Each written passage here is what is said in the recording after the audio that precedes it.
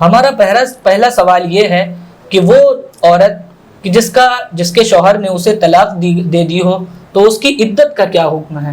عوام میں ایک چیز مشہور ہے کہ عدت طلاق جو ہے وہ 3 مہینے 13 دن ہے، تو یہ کہاں تک صحیح ہے؟ جو عورت کو شوہر نے طلاق دے دیا ہو تو اس کی کئی صورتیں بنتی ہیں جی ایک تو طلاق رجعی دی جاتی ہے اور یعنی صاف صاف اس کو الفاظ طلاق سے طلاق دیا جائے۔ ہاں، یہ جو ہمارے معاشرے میں مشہور ہے کہ عدت کسی اور آدمی نے اپنی بیوی کو طلاق دے دیا تو 3 مہینے 13 دن عدت گزارے، 3 مہینے 13 دن عدت گزارے۔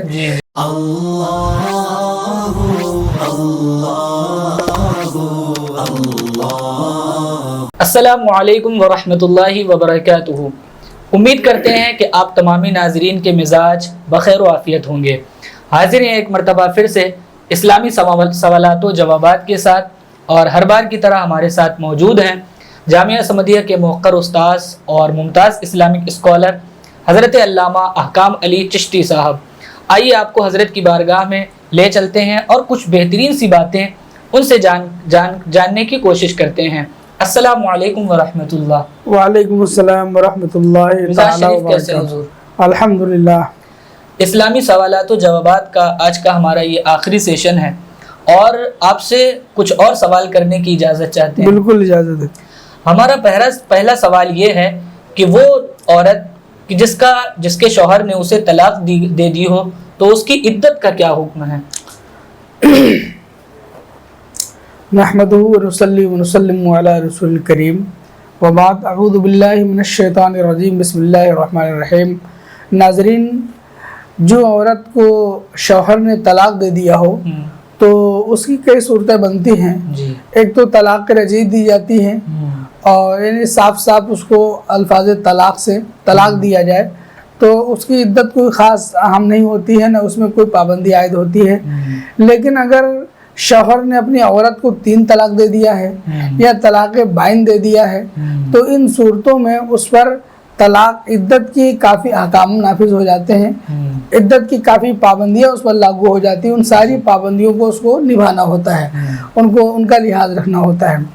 تو اگر کسی نے اپنی نوجوان عورت کو طلاق دے دیا اور وہ اس عمر میں ہے کہ اس کو حیض آتا ہے، ٹھیک ہے، ایسی عمر میں طلاق دیا جس عمر میں حیض آتا ہے تو اس کی عدت کی مدت 3 کامل حیض ہیں، یعنی 3 حیض شروع ہو کر ختم ہو جائے تو اس کی عدت پوری ہو جائے گی، اور اس سے پہلے اگر چاہیں تو عدت پوری نہیں ہو سکتی ہے۔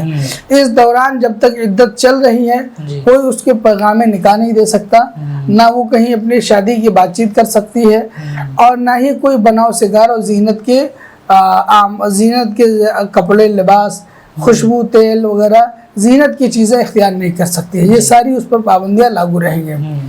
اور اسی طرح اگر 3 طلاق دے دیا تو اس کا بھی یہ حکم ہے کہ اگر وہ حیضہ ہے، حیض والی عمر میں ہے تو پھر اس کی عدت 3 حیض مکمل ہے، 3 حیض پوری ہو کر کے ختم ہو جائے تو اس کی عدت پوری ہو جاتی ہے۔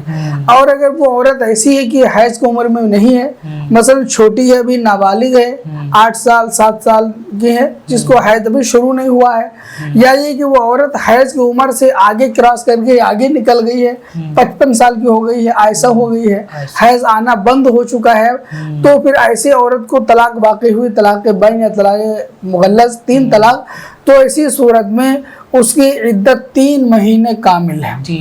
چاند کے 3 مہینے اس کے پورے ہو جائیں تو اس کی عدت پوری ہو گئی۔